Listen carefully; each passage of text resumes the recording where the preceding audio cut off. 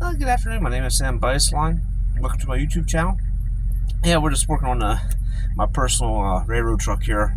This is my 2006 3500 Chevy, and you can see the mileage right there. 474,999. So there you have it. It's working on its way to 500,000. So yeah, this truck here, I purchased this truck back in 2012. I'm the second owner of the truck. The truck was owned by Norfolk Southern. This is a single maintenance truck. It has a ladder rack, and this truck here came from Virginia, close right there at Danville, Virginia, just north of North Carolina border. So yeah, the truck has it went through. I put a new oil pump in. I had that done. That's what saved this engine, the 6.0 engine, the new oil pump, new half shafts. When he had the front differential out, he had to put new half shafts in. The guy did. He did all the work for me. And new radiator. This thing has I'm on the third alternator already. I'm on the third water pump already. And tires, I went through a slew of tires over the years too, so it has newer tires on, which I did a video on how to read the dates on the tires, how to read a tire. But yeah, and turn around, this truck here did pretty good. As always, did real good on the rail. I was running pretty heavy there for a lot of years there as a railroad contractor, and it did great. But yeah, like I said, it's getting close to 500,000. I never had a vehicle even came close to even this mileage here. So yeah, like anything else here in South Central Pennsylvania, Susquehanna Valley, PennDOT just keeps on spreading the road salt, and they keep on spreading all the anti-skid. They spread all the grime, they call it. They spray that on the roads for pre-treatment, and that's really what does the damage to our vehicles. And so both this truck and the other truck will be going to the car wash and be getting washed, and then we'll get underneath. But yeah, this truck here, what I'm going to do, since it has the rail gear on, I'll take it over to Middletown, and we have a big locomotive inspection pit over there for our locomotives. What we'll do is I'll put the truck on the rail, take it over there, get on top of the pit, get down inside the pit.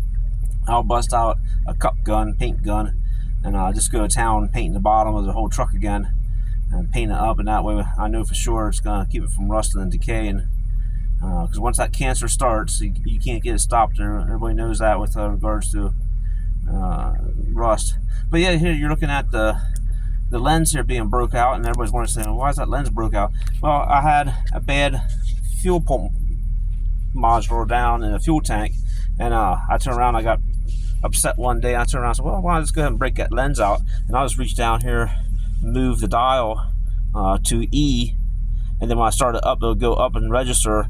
And that's actually what I do right now to the King cab. I still do the same procedure. And then when I put that new fuel pump in the tank, it took care of the problem. So at least right now, this truck doesn't have wacky gauges, unlike my King cab there, my crew cab, my 2004 truck. It has all kinds of wacky gauges. But all right, yeah, I guess this truck has done me very well. And let's see if we get to at least a $500,000 here, and then work on a full $1 million. Like I said, with the cost of vehicles being so expensive, and everybody's out there buying the $70,000, $80,000, $100,000 vehicles, there's no way I'll never be able to afford that. And as long as I can work on them like how I can, I'll run these vehicles until the day I retire and still run them. And like I said, these Chevys have done me pretty good, and just keep up on the maintenance, change the oils.